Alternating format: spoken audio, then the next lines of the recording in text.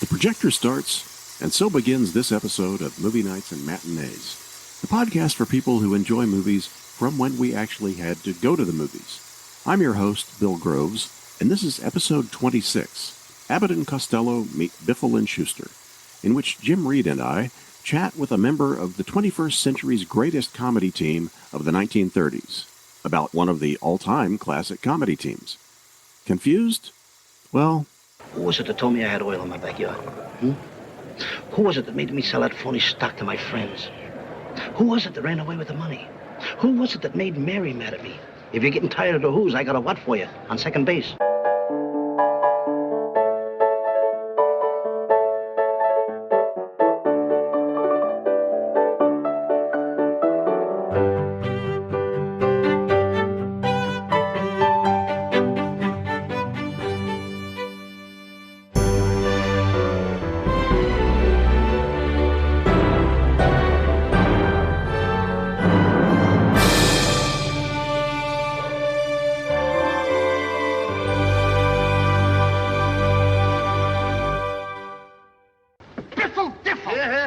Now you made me say a bad word. Keep those remarks to yourself. Hi, everybody. Thanks for listening. If you listened to the last episode, which would be episode 25, then you would have heard Jim and me heaping deserved praise on guest Leonard Maltin's book, Movie Comedy Teams. Well, today we're going to zero in on one of the classic comedy teams featured in that book, as well as another, what might be called neo-classic comedy team. Joining us for that discussion is the co-author of The Annotated Abbott and Costello, Nick Santamaria. Nick also happens to be the alphabetically first member of the retro comedy team, Biffle and Shooster. Biffle and Shooster are on the job. Nick, welcome to Movie Nights and Matinees. Thank you, Bill. It's a pleasure to be here. Now, as it happens, I just was browsing on previous guest, Frank Thompson's podcast. Another dear friend. And realized that you did an episode with him a number of years ago. So it was fascinating to listen to that and hear your background and the discussion. And it was kind of like, I thought, wow, this guy's not only multi-talented and funny, but he's like a comedy scholar, you know, breaking down these classic comedians and teams and whatnot. So that was fun to listen to. Not going to retread a lot of that material, although there'll be some dovetailing, I think. For instance, why don't you go ahead and start by giving us just, you know, a little thumbnail resume, your background as a performer, writer, and so forth. Well, I'm from the New York area. In fact, listening to your podcast with Leonard, he was around about a decade before me, but we came from the same area. So I grew up with the same influences, the same broadcasts that he enjoyed as a child. But I grew up loving vaudeville. And I say vaudeville because it's like a blanket assessment. The great comedians from the golden days, most of them came from vaudeville, and they had that aesthetic. And I clicked into it for some reason as a child, as a very young child, probably 5 or 6. I remember seeing Lou Costello for the first time. I believe it was from the television show. And it was like love at first sight. It was like those cartoons, the Pepe Le Pew cartoons. Am I allowed to say Pepe Le Pew? Sure, if anybody complains, I can edit it. Yeah, don't let me cancel you. Don't do that. So anyway, it was like, ding! I found what I was going to do with the rest of my life. I knew it at that moment. At 5 or 6 years old, I was going to make people laugh. And sure enough, since the age of 15, when I started doing my first stand-up gigs, I started a trajectory that hasn't stopped. Really, it'll be 50 years in March that I've been performing and writing. I've had 2 shows off Broadway. I've been in 2 Broadway shows. I worked for Mel Brooks for 5 years in The Producers. I don't know. I can go on and on. I was the genie in Aladdin, a musical spectacular, which was a very big deal at Disney in California. I was the first live genie hired, and I was given free rein to ad-lib. That was also why I was hired for Grease, my first Broadway show. I played Vince Fontaine, and they had me do a 45-minute pre-show every night where I would ad-lib with the audience. So that's kind of my specialty. And before I moved from Los Angeles, I was kind of the guy to go to when you had a crazy show with a strong foundation, but I could float around and do pretty much what I wanted, including following ladies into the bathroom, things like that. Oh, okay. Well, that's always a handy skill. Well, it was something I worked on as a child. Yeah, sure. Well, and I would just encourage anyone. Maybe we can cut that out too. We cut very little out here, but anyway, yeah, I would encourage anyone to visit the commentary track podcast of Frank Thompson's, and there's a lot of good interviews there, and Nick being among them, and you can get a little more detail on his career and whatnot. I was going to ask you the origins of your interest in comedy teams. I think you probably already touched on that, but if you want to elaborate a little bit more, feel free to, and then kind of maybe move into how Abbott and Costello specifically became apparently your favorite. Okay, that's an easy answer, actually. Not an especially happy one, but an easy. Take your time, because I love it when I can ask a guest, a question and then go get my card detailed while the answer is spooling out. Okay, I'll stick to these details. But I was a third son. And by the time I was ready to pop, my mom was convinced it was a girl. And it was me. And then she got her girl a year later. So I pretty much was left to my own devices. I was sort of the tossed aside one. And I tried various ways to get attention and gain favor in my parents' eyes. And I realized that they were at their happiest when they had contemporaries over for, coffee and cake or dinner or whatever. They would always talk about the movies they grew up watching. And that was the Depression. We're talking about the 1930s and 40s, basically. And you heard them laugh, and they would recount their favorite scenes and their favorite performers. So I got it in my little head that if I learned as much about this stuff as I possibly could, they would pay attention to me. They would look at me like they looked at my brothers and my sister. Unfortunately, being the lunatic that I am, I went a little too far. I looked at these, especially the comedians. They were the ones I was really drawn to. Just like Leonard Maltin said, it was the comedians. They were like my best friends. Spending time with these, with Abbott and Costello and Laurel and Hardy and the Marx Brothers. But Abbott and Costello were my first loves. And I have to say that in the New York area where I grew up, I was born in Brooklyn, raised on Long Island. We had no shortage movies like the Abbott and Costello films. We had their television show. We had Laurel and Hardy shorts after school, the Three Stooges, Our Gang, you name it. We had it. And they had to fill a lot of time. So we had the benefit that the kids today don't have. I hate to sound like, Burt Mustin, but we had the benefit of not having choices. We had 7 channels. So we kind of said, okay, let's sit down and watch this black and white movie from 1936, and we'd watch it and we'd realize, hey, this isn't bad. This is pretty good. So I feel that my generation is really the last to truly care about this stuff, because that's where we came from. 7 channels. I sorry, the Graham Chapman line comes to mind. Luxury.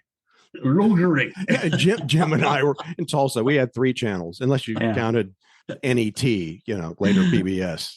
Oh my. Well, we had less than they have today. And I often explain to people who complain about this phenomenon that if you were a young person today and you had the choice of watching one of over 1 million choices we have now with streaming, CGI and state-of-the-art sound and wide picture and whatever, or a little square, black and white, scratchy old movie featuring people that have been dead for decades, what would you do? You would do what most kids do. So I say that, there'll always be a niche for this stuff, just like they have for Sherlock Holmes and, other things, Titanic. There are all these little niche groups that buy every product that comes out, every book.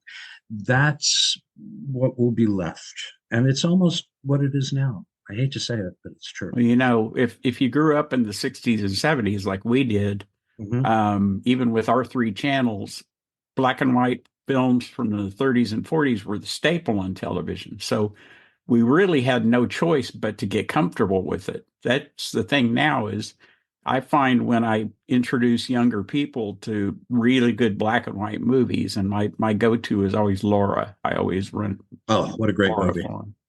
They love it, but the thing is, they don't give it a chance. They're not comfortable with that. So, Well, they did a poll not too long ago, actually about 10 years ago. And it was said that even adults, when they come upon a black and white picture, they go right past it. They don't even stop to see what it is. So we are the last of a species that appreciate and love these films. Yeah. So you asked me about Abbott and Costello. So I did. They were my first loves. And especially Lou Costello, who, let's face it, to we kids, he was another child. He was one of our pals, Bud was the parent, Lou was the kid. But he inspired me to the point where my mother thought I had something wrong with me. I'd be in the backyard practicing pratfalls like him, and got pretty good at it too. Right? I got to use it a lot during stage work, especially. But he was just it for me. I just thought he was hilarious. I think it helped that I was a chubby kid, an Italian family from the East Coast. This was all Lou, too. He had all of that. So I immediately bonded with him. Eventually, the Marx Brothers showed up. And that I must have been, I don't know, probably 7 or 8 when they showed up. And that became a whole other thing. Groucho became like a god. And speaking of which, I'll never forget, my room was just one picture after another. I had obituaries hanging in my room. Leo Gorcey, Donald Crisp, all these character actors. My father used to call my room the morgue. So I figured the morgue merrier. But so my mom is upstairs in my room, and I come in, and she's looking at all the pictures of Groucho, especially. And she says, all these pictures of Groucho and Abbott and Costello and Laurel and Hardy. She goes, can't you put up one picture of Jesus? I just said, Mom, I understand he got very few laughs. And that was the end of the conversation. So, can't imagine why. Yeah, exactly. So that's where my head was at. And there was a love formed for Abbott and Costello in my heart. And on one of our stations, when I was growing up, every Saturday afternoon, first morning at 10 a.m., they would have an Abbott and Costello movie. And then at 2 p.m., a different Abbott and Costello movie. So I never went out on Saturdays. And then it turned into a Sunday morning thing. And East Coasterners will go along with me here. Channel 11, WPIX, showed Abbott and Costello every Sunday morning at 11:30. And it was only a 90-minute time slot. So commercials, they had to edit the films. And a lot of them, we didn't see the entire films until they came out on video, which is very interesting. So they were always there. They were a constant in my life. And I would have to say that as far as my own career and what they did for me, I think between them, Jack Benny, and Groucho, I got the greatest education in comic timing that you could possibly get. Yeah. No doubt. Now, in terms of, I mentioned the book, The Annotated Abbott and Costello, co-written by you and Matthew Coniam. Yes. Who had previously written The Annotated Marx Brothers. Yes. Which I do not have. So you should get it. Yes, I should. I feel very bad for not having that one. Put down that knife. It's okay. It's okay not to have the book. Okay. Good. Thank you, Debbie. So, take it away. So how did the Annotated Abbott and Costello come about? It's an interesting story. His book, The Annotated Marx Brothers, is a great favorite of we Marx Brother fans. Matthew is an incredible writer. He's one of my favorites. He's a slave to good research, and everything he writes is interesting. It's really quite wonderful.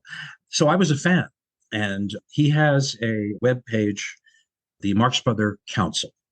Right. And every month they do the Marx Brother Council podcast, which I've been a guest on, I think 4 times. And he got in touch with me one day saying that his second favorite comedy team was Abbott and Costello. And he wanted to do an annotated Abbott and Costello book following the same form as the Annotated Marx Brothers. Now, when we say annotated, every chapter has time codes from the DVDs, or in his case, the PAL recordings of the films. So as he's talking about a certain part of the film, he's telling you where to go to see it as you're reading about it. A wonderful concept, really. And he decided he wanted to do this for Abbott and Costello, but he was just way too lazy. The Marx Brothers had 13 films to look at, whereas Abbott and Costello have 38, including little extras here and there. So he knew that I was a huge fan, and he asked me if I would join him.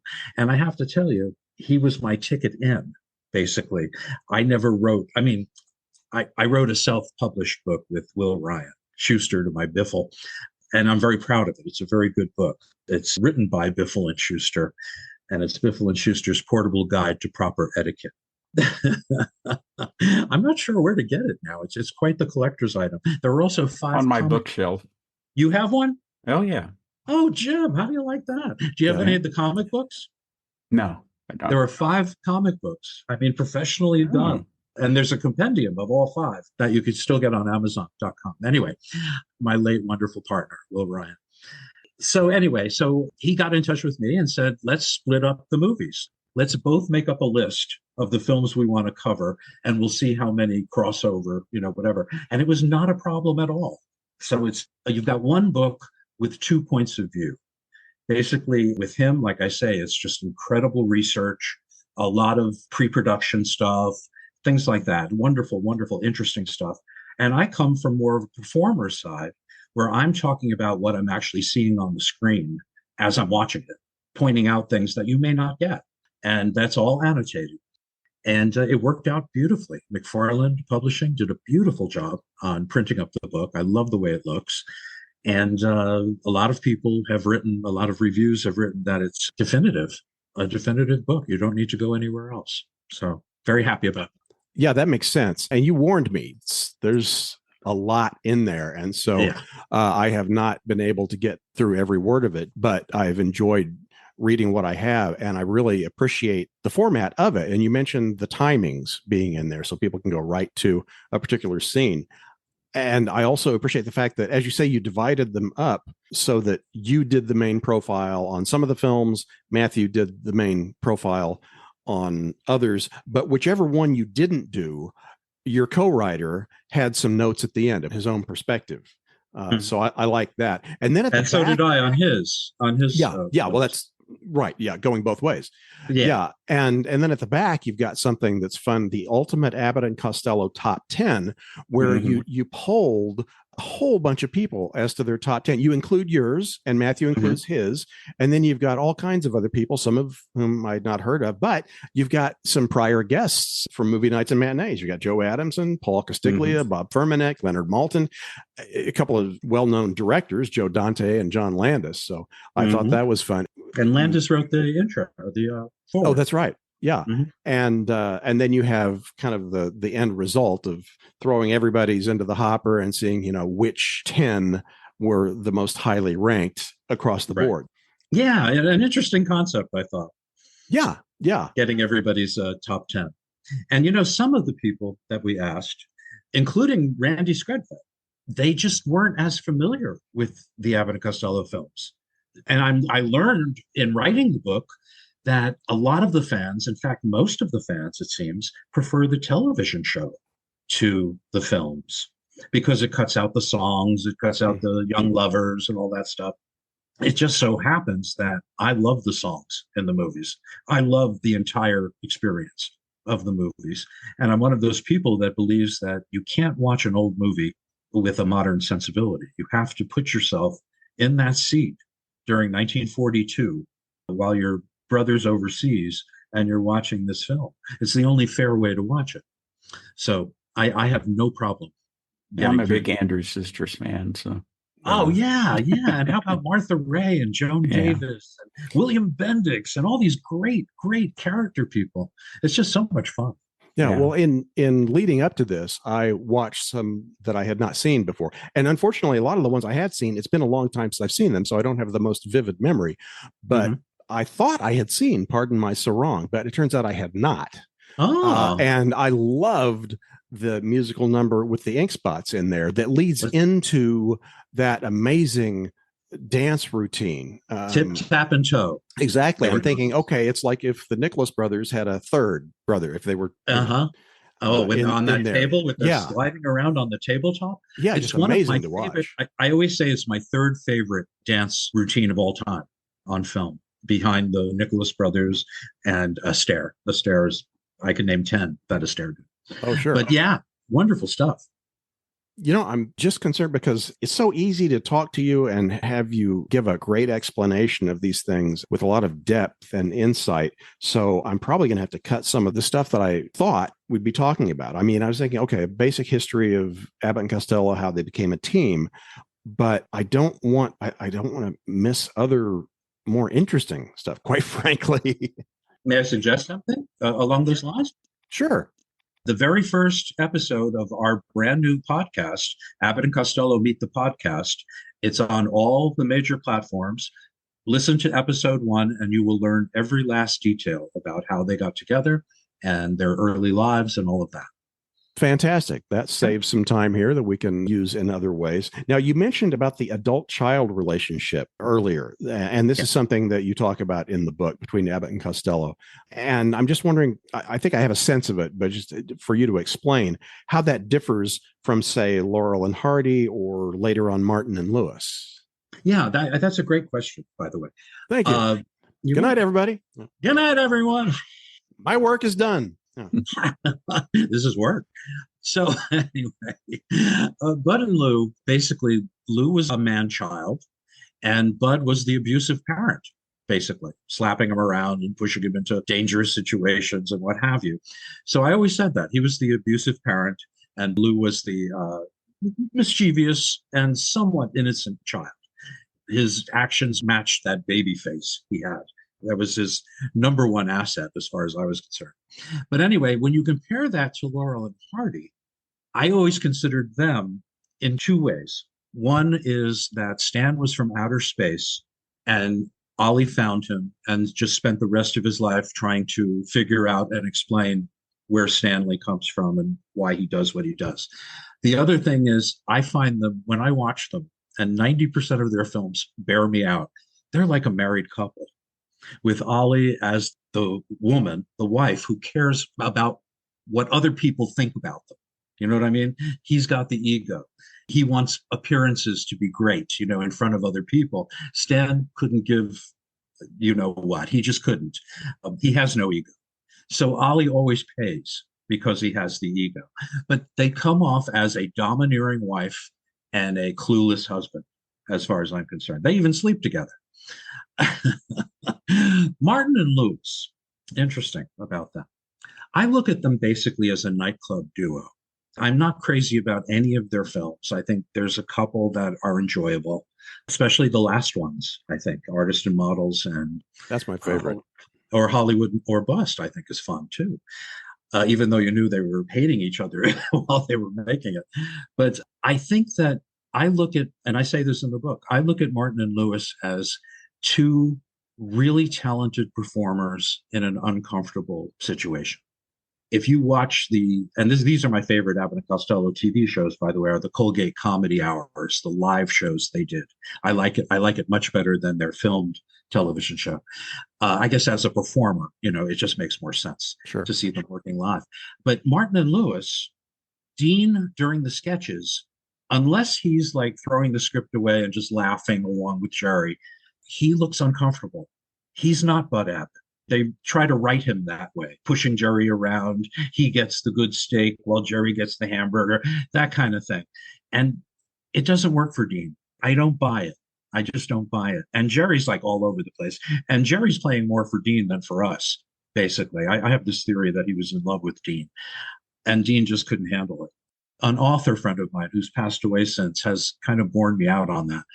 So yeah, they don't really click until the last 10, 15 minutes of the show when they're in front of their orchestra and they're doing their nightclub stuff. And it was just two great performers together, basically. I don't see that kind of relationship that Laurel and Hardy had or Abbott and Costello. Okay. How about a little pushback? Okay, I read in your introduction, and you just talked about it about Laurel and Hardy. Now, I agree totally with everything about your opinions about Abbott and Costello. I love them. Mhm. But you talked about Stan Laurel not having the range like Lou Costello had. As an And actor. yeah, but the thing is, I don't think he ever had the opportunity to show that because he always played the same character. Once, when he played Lord Paddington in Mhm. Chump at Oxford, Right, right. we saw another side of him Yeah. that we didn't know existed. And for me, that's one of my favorite films of theirs because of Mhm. that he shows some diversity. Yeah. But he couldn't carry a film like Lou did in No, I Little think he would have Giants. been a good character type. Yeah, you a know. second banana, Charles maybe. Butterworth kind of. Charlie Butterworth. I Yeah, always yeah, say Charlie Butterworth is so much like Stan. yeah. Uh, but yeah, no, he would have been fine. My personal opinion is that had they split up in 1938 when they said they were Hmm. going to, I think Ollie would have been a fine character actor, even a star character actor like Edward Hmm. Arnold, or Guy Kibbe. Yeah. And Stan, I think, would have followed Charlie Chase to Columbia. I think he would have been a director, writer, producer. I don't Yeah. think he would have starred in the things. I think he would have gone behind the camera, which is what he was doing before Ollie. Would have been interesting to see when they retired in 1950 if he had done like Bobby Clark and Burt Wheeler and, done television, done early television. Yeah, yeah. I don't think he wanted to stray from what. Yeah. Think about this. He created, for the most part, he Yeah. created the most indelible comedy team in Yeah. history. He didn't want to harm their legacy. Yeah. Yeah. That's why Yeah. he didn't do "It's a Mad, Mad, Mad, Mad World" when they asked Right. him. He Right. didn't want the kids to see him that way. Yeah. You gotta love him. You just gotta love that guy. Well, it strikes me maybe one reason for the distinction between what Oliver Hardy might have done as a solo performer versus Stan is that the established Stan character, and maybe this was his preferred way of performing, was his character was reactive Mm-hmm. as opposed to Ollie, who was an instigator of situations and Mm-hmm. and dialogue and things like that. Right. He took care of the human stuff. He took care of he was the spokesperson. He was the one that made sure the house was in order. He was the one, to make sure that they were doing the work. And Stan was just kind of floating around causing bricks to fall on his head. Yeah. That's basically it. I think Stan had I think he was, what's the word I'm looking for? He had a cruel side to him, a dark side to him. A lot of Laurel and Hardy fans are loath to admit this, but he had a very dark side to him. Even in life, he had a dark sense of humor. And the stuff he puts Ollie through sometimes made me uncomfortable. When I was a child, I used to feel sorry for Ollie for the things that happened to him in the films. It wasn't bad enough to be obese and uncomfortable about it. Stan had to get a close-up of his rear end, Well, getting back to Abbott and Costello. Oh, who? Those guys. He's on first. Yeah. Well, good segue there, because I was going to ask. Now, of course, who's on first? Beyond argument, most famous routine that they ever did. What would you say is their next most classic routine? Well, the history books tell us that the second favorite amongst audiences was the mustard routine. Mustard goes with the hot dog, but I don't find that. My second favorite routine that they do is 7 times 13 is 28. Or as I refer to as the Abbott and Costello rent calculator. Well, there you go. Yeah. It's for one of the uses. Yeah. They did it a lot. Biffle and Shooster even did their own version of it. And to me, I teach classes on show business and comedy and things like that. And whenever I showed this scene, 7 times 13, the laughs came at the exact same point every time I showed it. So if somebody tells you that comedy isn't math, that it isn't science, you tell them wrong. Okay, because it is. It's all about timing and science. Well, okay, this prompts a question that I had in my mind, and this is not really even on my list, but I just feel like you're the person that I want to ask this of. And that is, I think you and I are about the same age. And I find that I rarely actually laugh at comedy anymore. And I think it's just a matter of we've seen so many comedies, we've seen so many gags, heard so many jokes. We see them coming. And I think an integral part of effective comedy is the element of surprise. Mm-hmm. I mean, there are things that I see and that will make me smile, that will make me chuckle, but it's extremely rare. Well, it's fairly rare for me to laugh out loud. It's extremely rare for me to see something that makes me double over laughing, gasping for air. Yeah, and it's usually when you get caught by surprise. Yeah. Yes. Yeah. Mm-hmm. So I'm curious, what would you say was the last thing that caught you so off guard it just slayed you? This one I actually write about it in the book, and it's from Pardon My Sarong, which I've seen 177 times at least. And it's one of my favorites, by the way. And at one point, and this is, you're going to think I'm nuts, but at one point, Lou has to go up to the Temple of Doom to probably meet his death. And it's a hero's goodbye. All the natives are out to say, goodbye. None of them speak English. And Bud takes the opportunity at this point to pay him the $1 he owes him. Now, if that's not funny enough, Lou, this is why I love Lou Costello. Lou just starts going, now you give me the $1? I'm going up that thing and you're giving me the $1 now? And he turns to a native who clearly cannot understand what he's saying and starts explaining it to him. He gives me the $1 now and I'm going up to the things like that. I guess as a performer, it's called layers, and this is where I think Lou has it over Stan Laurel. No offense to Laurel and Hardy fans, but Lou had layers. Lou was an actor. One of my main points in the book, and it's so funny, I just read a beautiful review from Leonard Maltin about the book, and he brings up the fact that I mentioned that their acting ability is what sold those routines. Those routines are ancient. They're ancient. They did them, Weber and Fields did them back in 1901, and then in minstrel shows in the mid 1800s, they were doing them. So Abbott and Costello were doing like ancient material. How did they sell it? How did they make it work? It was because they were such great actors. Watch them during Who's on First. They both believe 110% what they're saying, both of them. And it wouldn't work any other way. There's a recording of Bud was sick and Lou did Who's on First with Sidney Fields from the Abbott and Costello show. And it just doesn't cut it. And he's a wonderful burlesque performer and straight man, but it just didn't cut it. So they were terrific actors and they made that nonsense material. They made us believe every word. The horse eats his fodder? Yeah. All right. Before we segue over to Biffle and Shooster, we've had so many teases of that so far. I just have to ask this: which of the Abbott and Costello films do you think most perfectly captures their comedy style?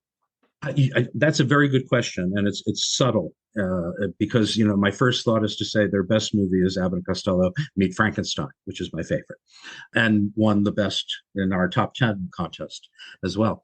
But I would say, if you wanted to show a movie that represented the boys and one that I don't think anyone could be bored by or whatever, is Whodunit from 1942. When the microphone was turned on, 10,000 volts went through his body. I beg your pardon? He got 10,000 volts. That's enough to elect anybody. He should be president. No, not that kind. What kind? Volts. That's what I said. He got 10,000. You know what volts are? They're what? That's right. What'd I say? Volts or watts? Well, go ahead and tell me. You just said it. I just asked you to tell me what I said. What I said? Volts or watts? Volts or what? Yes. I'm asking you what's volts. That's right. Don't try to twist me now. What are you talking about, a dialect? Watts. Watts, what? Volts. What's volts? That's right. Well, go ahead and tell me. Well, that's it. What are volts? That's right. I'm asking you. Watts. Watts are volts. What? That's right. Next thing you know, you'll be telling me what's on second base. Oh, now don't stop. That's enough. Don't stop. I quit. This is before Lou's son passed away, so he's still he's got that childlike energy. Bud was never better, actually. And Lou does a thing with Limburger cheese that's something that still makes me laugh till I cry. And there's no surprises. It's just so funny. And I still laugh out loud at Who's on First. I can't hear it without laughing. Isn't that interesting? Well, it's such perfect timing. It is. For one thing, with that dialogue. I'll break your arm, you say, Who's on First? Yeah. I'm a big fan of, the only two Abbott and Costellos I have 16 millimeter prints of are Meet Frankenstein and Time of Their Lives. Ooh, what a great movie. I love Time of Their Lives. Me too. I mean, it's not your typical Abbott and Costello, but it's Well, very well done. when we talk about them as actors, I always point to that film, and they're both terrific. They're both just terrific. I don't think Bud could have carried a movie. He wasn't built that way, but he would have been a really good character actor. And I think Lou proved that he could, handle movies on his own. All right. So, Biffle and Shooster. Oh boy. And I have to thank Jim for giving me, he had a spare copy of the DVD of that. So for the people who have not yet discovered Biffle and when Shooster. It came out, I bought 10 copies and I've been giving them out to anybody that showed any interest. So Jim, thank you so much. That really touches me. Thank you. So please. A lot of love went into those things. It's evident. So for people who have not discovered them yet, give us a quick rundown. Well, Biffle and Shooster, my late partner, he passed away in November of 2022. He came up with this idea. We had met in 2006, and he said, you know what? We work really well together, and we harmonize together and all this. He played the ukulele beautifully. He said, how about we start like an old-fashioned comedy team?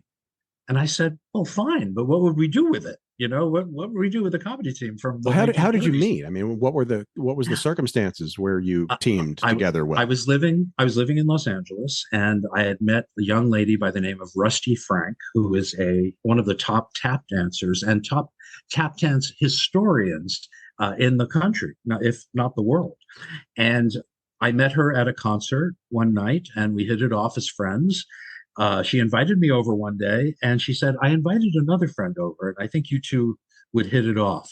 And it was Will Ryan. That was 2006, and we were friends. We were like that ever since. So he came up with the name, Biffle and Shooster. I immediately said, no, let's use our real names. I've been kicking around for 40 years. Let me, And he was right. I was wrong, of course. And we just played a couple of like old age homes and libraries and things like that, very small things that we could break in and see if it worked.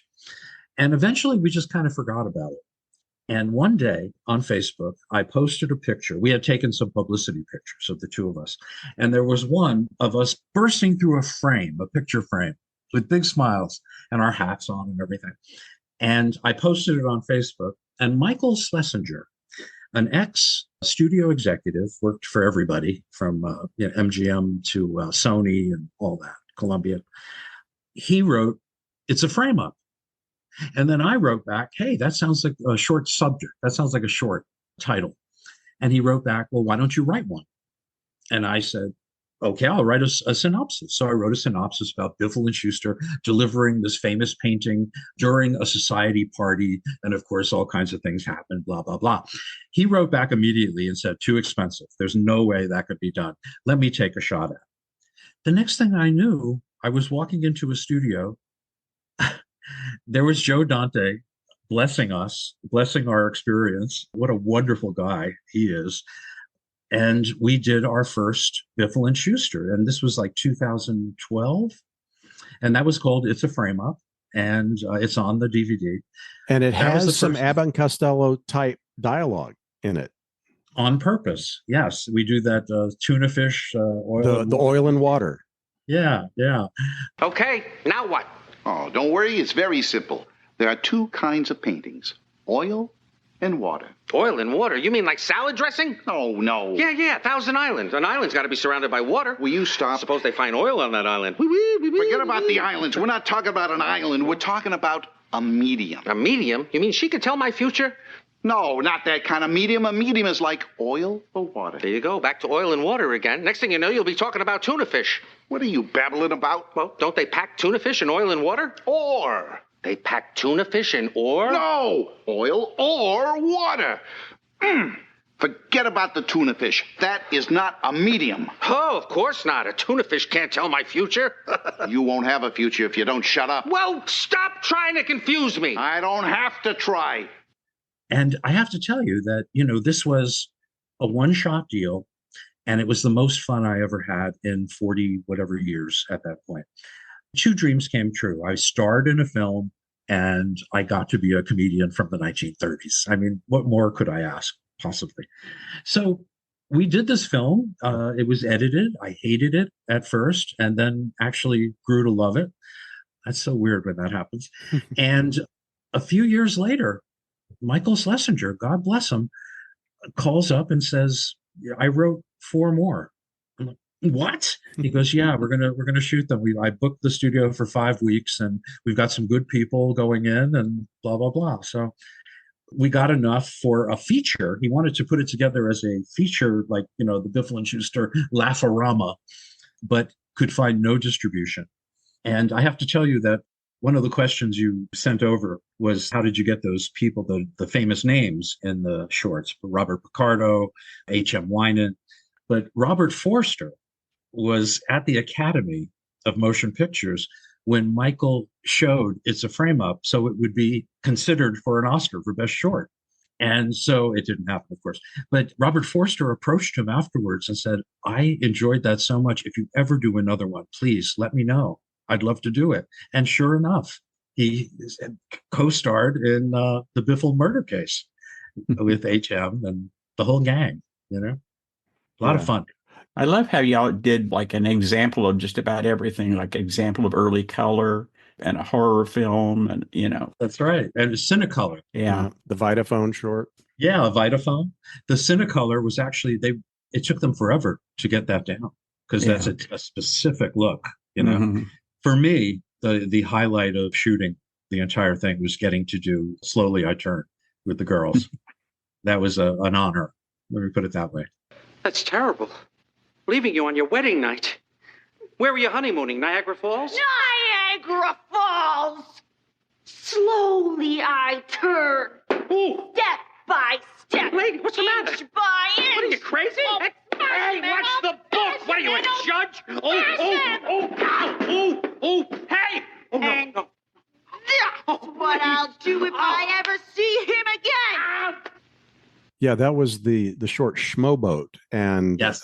that had that was special to me because the setting is basically a series of musical acts taking place on a showboat, and in the orchestra you've got Dean Mora at the keyboard, and of course I knew him from many visits to the Los Angeles Silent Movie Theater, him performing there, and also one of the acts is Janet Klein, who I had also seen perform at the Silent Movie Theater. So it was fun seeing them in that. That's where I met Rusty Frank. When we go back to the lady who introduced me to Will, I was at a Janet Klein concert.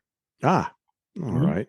Well, let me ask you this. When you and Will were crafting the team, was there a particular team that you used as your principal model? Yeah, that's an interesting story. For me, they most resemble Abbott and Costello. And I know that has a lot to do with me because I'm very influenced by Lou. I became kind of known in the Los Angeles area for doing a funny thing happened on the way to the Forum. And every review I ever got was like, okay, we're looking at him and we're seeing Phil Silvers, we're seeing Zero Mostel, we're seeing Lou Costello, we're seeing Harry Ritz, and it's the truth. I'm inspired by all of those people. Did you play Pseudolus? Yes. And I was always given license to ad-lib. I was the only person on stage allowed to ad-lib. I come from a time, there was a book by Max Wilk called The Great Broadway Clowns. And back in the 20s and 30s, they used to wrap entire shows around the talents of one or a team, one comedian or a comedy team. And they were free to do whatever they wanted. And I grew up, reading about Groucho ad-libbing and doing this. So I became known for doing those kind of things. And that was why I was hired to be the genie in Aladdin. And of course, Pseudolus is that way. My first Broadway show was that way. So that was my specialty. So when we got down to deciding who was going to play straight and who was going to be comic, it fell to me kind of naturally. And I find it interesting that Will can be Bud Abbott-like, and he does slap me, but he's also Oliver Hardy-like. He has looks to the camera, and he gives, the noises and stuff. It's sort of between the two of us, it's a conglomeration of just a lot of people. Yeah. And in your performance as Biffle, I see a lot of Curly Howard, a lot of Lou Costello, and yet not so much that it prevents a unique hybrid of your own persona from coming to the front. Don't forget the Leo Gorcey hat. And the turned up fedora. Yeah. And my pork pie. Yeah. And one of the things I love too about the way they're set up is each one of them has this, it's like they were released later by Black Hawk Films. There's an opening frame with a history. This was the 8th of 20 films that Biffle and Shooster did, released in such and such and all that. That's very clever. I love that. And they have fake credits utilizing well-known actors and comedy names, writers, directors, James Parrott, Clyde Bruckman, and then you get the actors. Ray McCary. Yeah. So just the presentation of it is just really cool. But also interesting too is that as authentic as the overall presentation is, you don't shy away from throwing in a little bit of contemporary humor. Just a little something here and there, yeah. You the fellow in charge here? Yes. My name's Andrew Jackson. Andrew Jackson. Just like the president. Supposedly, we are distantly related. That won't save you if you're guilty. And who are these birds? This is the rest of my family. My niece, Glenda Jackson, my nephew, Samuel Jackson, my other niece, Kate Jackson, and her husband, Peter Jackson. There was one thing where I made a bathroom joke that I don't think they would have made back then. When they says, let's go to the laboratory, I don't have to go. It's, I don't think they would have used that back then. Yeah. There was another thing that was cut out. It's in the outtakes. And folks, there's more than 2 hours of outtakes. Oh, yeah. And they're so much fun. Oh, but, lots of great extras on that disc. Oh, so Michael did such a great job on this DVD. I can't say it enough. And Kino Lorber, thank you for releasing it. But there's an outtake where I'm doing a scene behind the counter with Will, and a train was going by, and I used it. I grabbed my stomach and I went, ooh, I made a like it was me. Mm-hmm. And then I stopped the scene because I didn't think I should do that. They wouldn't do that back then, a gas joke. But then again, I realized that they did back then. Yeah. Quite a few of them did. Well, if it's before 1934. There you go, pre-code. Yeah, pre-code, right. Yeah. So I have to ask this one. Now, something unique in Biffle and Shooster. I've never seen any other comedy team, but I presume it probably has its roots in vaudeville. But I want to know, they have a standardized intro that they deliver when they're introduced. Who might we be? B-I-F-F-O Biffle. S-H-O-O-Ooster Shooster. Biffle and Shooster. Need we say more? So tell me about that. Where did that come from? Well, I can tell you that Will and I discussed the fact that Laurel and Hardy were always like, this is my friend. My name is Oliver Norval Hardy. This is my friend, Mr. Laurel. It was always their, grand introduction. Well, my partner, Will, who probably wrote about 8,000 songs, one of the things he loved to do, and he always put it in his songs, was spell things out. If you listen to the song from It's a Frame Up, he wrote that. That has spelling. It has, spelling out the words, and it all fits with the music. Well, that's one of the things he loved to do. And he came up with that whole introduction, B-I-F-F-L-E. I still don't know how to do it. I jumped in at the end. Biffle and Shooster. Need we say more? And that was it. That became their thing. And now I have fans and friends sending me T-shirts with our images on them, with "Need we say more?" printed at the bottom. I have the Christmas ornaments with our likenesses on them. These are from fans and friends. It's just wonderful. Just a wonderful thing. I'm glad it touched. So somebody's doing merch on you? Well, I guess they're not charging. They're just doing it out of the kindness of their hearts. And that's what Biffle and Shooster should be eliciting from people. Which of those shorts do you regard as the best? That's another one I had trouble with because I have scenes from, I think, 3 different shorts that are my favorites. My favorite scene is with James Beard from Walking Deadwood and whatever. He was the captain in Schmobo. When we come to his office to announce that we're his new hosts. Hey, Skipper, America's favorite comedy team is here. Oh, the Marx Brothers. Send them right in. Aye, aye, sir. Here we are. It's us. How come there's only 2 of you? And where's the one with the phony mustache? Sir, we are not the Marx Brothers. You're not? Then who are you? Who are we? Biffle Biffle. SHOO Shooster. Biffle and Shooster. Need we say more? Yeah, what are you doing here? We're your new show hosts. You two. Got the contract right here. Huh. Are you any good? Good, do you hear him? Good, we're colossal. Stupendous. Mediocre. And then some. The last job we had, we were so funny you could hear the laughter across the street. Really? What was playing across the street? Be a mutiny, I swear. Hold it. That's my favorite scene in any of the shorts because to me it looks the most like an old movie and everybody's right on. Everybody's 100%. So I love that. I also love the kitchen scene with Trish Geiger where Biffle is cooking dinner with her.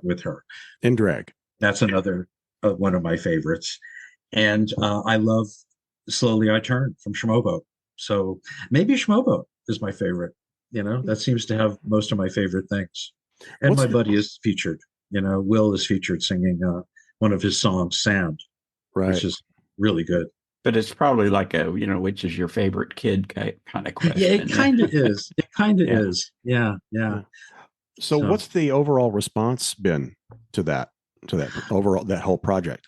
Well, if you ask Michael Schlesinger, he'll tell you that he spent $355,000 on these shorts altogether, and he hasn't gotten a penny back. It's not a big moneymaker. It's a niche product, and the people that love it, love it. Like you, Jim, I have another friend who bought like 12 of them, and she gave them out as Christmas gifts. People that love it truly love it, and they know what we're trying to do. One of the people that wasn't crazy about it, and I hate to say this, but Leonard Maltin, he enjoyed it. He saw what we were trying to do, but I think he might have been just a little too close to that world, to give it a complete pass. But everybody else they see the magic of it. They see the love that's in it. And if you love that kind of stuff, if you love those old comedians from the golden age, there's nothing to complain about. It's all there. Yeah. So what projects are you currently involved in? Well, you mentioned the new podcast, so we've covered that. Yes. What else have you got going on? Well, other than the podcast, I'm writing a new book on my own. It's from Bonaventure Press, and it's, I hate to say this, but it's about movie comedy teams. Well, now, I don't know why you'd hate to say it. I mean, granted, Leonard did the classic there, but I mean, I always felt like there could be an update to that. Well, more contemporary comedy teams that have come along in other generations, or even some that he didn't quite cover, like Shilling and Lane, for instance. Right. Well, interesting. I have all their films on DVD, by the way. I just feel that Leonard's book is seminal. It is just, to me, like you guys, it started a lot with me. I was introduced to so much, and I told Leonard recently that you are mostly responsible for my love of this stuff. So what I would like to make this is an update. Basically, I will give an overview of career without getting too detailed. I just want it to be an overview. But then I put a personal opinion section. And that's where this is going to be a personal journey through the movie comedy teams, much like I did with the Abbott and Costello book. Some people called me out on my opinions, because I utilized my opinions. How dare you? The truth of the matter is, if you want facts, go to Google. You want facts? Go to Bing, go to whatever. It's all there. Go to Leonard's book. It's all there. You want my opinions and what I see as a performer of 50 years? Then you read what I have to say. See if you agree with me, Well, like what you said about how watching the stuff on TV and when you were young, it's kind of nice to read something where, you find people with shared experiences. Absolutely. Absolutely. Yeah. Do you guys know Frank Delastrito? Can't say I do. No. He's an excellent writer. He's written some great magazine articles, some books. He wrote a book that he sent me recently called I Saw What I Saw When I Saw It. Now, we all know what that's from. It's from Abbott and Costello v. Frankenstein. And the book is basically what you just described, Jim. It's from someone who went through the same things we went through, and he just recounts it, and it's really quite delightful. He's a good writer. Well, we could go on forever on this because it's so much fun talking about this stuff. Well, okay. No, we're not going to get into the quantum stuff at this point, but in order to tie a bow on this, I'm going to ask you the question that I ask. First quantum and now string theory. Yes. Oh, bada bing. The question I ask all my guests as we get to the, I should say all our guests. I mean, after all, it's not like, Jim's still here. Yeah. And that is, what is your most memorable movie-going experience? That's easy. When I was 4 years old, my father and mother took the entire family, including my baby sister, to see It's a Mad, Mad, Mad, Mad World. And it made such an impression on me that in a couple of ways. Number one, I have a theory about our favorite films and our favorite film experiences. For me, they're tied to happy childhood experiences. I think that's why certain people love certain things almost obsessively, because they were so tied to it as children. But anyway, my father saw Jimmy Durante kick the bucket. He laughed throughout the entire film at that one gag. Then all the way home, in bed at night, we heard him, and it wasn't bad stuff. It was laughing. And then the following day at dinner, he was still talking about it. It really affected him. And that became a big family story, Dad and kicking the bucket and all that stuff. And he is the visual pun. Yeah, basically. Yeah. A literal joke. But I just remember all the laughter in the theater, the slapstick. Of course, I didn't, understand a lot of it, but I didn't have to. I was surrounded by my family. We were all laughing together, and I don't think there's anything better that you could do. Yeah. All right. Mm-hmm. Well, as I say, this has been a lot of fun, and I just want to thank you for sharing your time with us. I had a wonderful time, Bill. Thank you. Oh, Jim, thank you. My pleasure. We should try to do this again, and maybe I'd love to see what other paths we can. I have no idea how to end that sentence. What other paths we can wander down, I suppose, aimlessly, just see where the road takes us. Yeah. Oh, yeah. I'm very well versed on film in general. So it's not just, Abbott and Costello. I teach a lot of courses over the internet. You teach a lot of horses? What? Yes, Mr. Ed was one of my best pupils. Diction. Yeah, but anyway, no, I do. I teach film studies and show business. Basically, my next course is called Siblings, Brothers and Sisters of Show Business. Okay. Well, and where do you teach those? This is a company called Ollie. It's the Osher Life Learning Institute. And I used to teach live in Los Angeles. Now it's over Zoom. I teach. Okay. So online. Yes. Okay. So people can just listening to us anywhere can maybe take advantage of that and tap into Absolutely. it. Absolutely. Well, that sounds like it would be a lot of fun to do. So thanks for the plug. And go to www.nicksantamaria.com for a lot more. Yeah. Good point. I'm glad you got that in because I didn't have it in my notes. Shame on me. Anyway, Nick Santamaria, thank you so much for joining us on Movie Nights and Matinees. Thank you. I had a ball. Thanks, Nick. We hope you've enjoyed our chat with Nick and also that you'll check out The Misadventures of Biffle and Shooster, which you can find on the screening room page of the Movie Nights and Matinees website, along with a wide assortment of Abbott and Costello movies. Likewise, on the bookshelf page, you'll find Amazon links for the Annotated Abbott and Costello and the Biffle and Shooster comic book compendium. Be sure to check out Nick's new podcast, Abbott and Costello Meet the Podcast, and visit nicksantamaria.com to learn more about his various projects, past and present. If you haven't already done so, remember to hit the subscribe, follow, or download button wherever you listen to our podcast, And please leave a rating and, where possible, a review. Also, be sure to swing by the Movie Nights and Matinees Facebook page, where you can leave comments, questions, baseball stats, or whatever crosses your mind. You'll also find some photos related to the topics of various episodes provided by our guests. And don't forget to tell your friends about the podcast. Share it around. And with that, episode 26 makes its exit and face plants into a closed door. Be sure to return in a couple of weeks for episode 27. I'd like to tell you about it, but it's a complete mystery. I would like to see everybody, please, in the saloon, when all will be revealed.